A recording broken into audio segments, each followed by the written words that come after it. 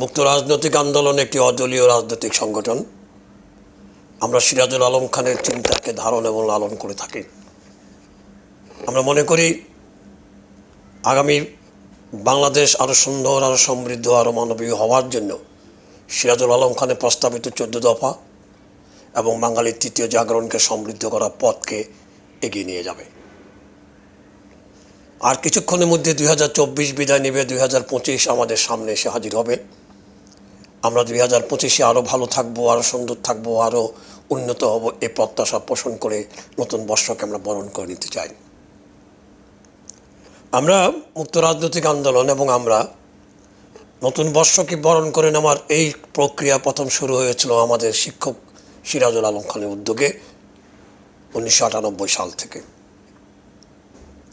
উনি আমাদেরকে তখন শিখিয়েছেন চিন্তা স্বাধীনতার জন্য অবিরাম লড়াই সংগ্রাম চালিয়ে যেতে হবে। আমরা চিন্তার স্বাধীনতায় আস্থা রাখি এবং এর জন্য অবিরাম লড়াই সংগ্রাম করে যাচ্ছি। বর্তমান সরকার জাতীয় ঐক্যের কথা বলছেন। আমরা বর্তমান সরকারকে বলতে চাই, জাতীয় ঐক্য মানে রাজনৈতিক দলের ঐক্য নয়। জাতীয় ঐক্য হচ্ছে বিকশিত সমাজ শক্তি, যথা শ্রমজীবী, কর্মজীবী, পেশাজীবী, নারী, ক্ষুদ্র জাতি, সত্তা, ধর্মীয়ভাবে সংখ্যালঘু ও রাজনৈতিক দলগুলো মিলে যে সরকার প্রতিষ্ঠা হবে, সে সরকারই হবে জাতীয় ঐক্যমতের সরকার।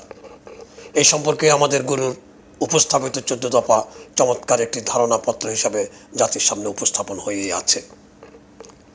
এই 2025 আমাদের সবার জীবনে সুন্দর এবং কল্যাণময় হয়ে উঠুক। বাঙালির তৃতীয় জাগরণ আরও বেগবান হোক। 14 দফা বাস্তবায়নের মাধ্যমে এই তৃতীয় জাগরণকে শক্তিশালী হবে, এই প্রত্যাশা করে 2025-কে আমরা বরণ করে নিতে চাই। ভালো থাকুন, সুন্দর থাকুন, নিরাপদ থাকুন।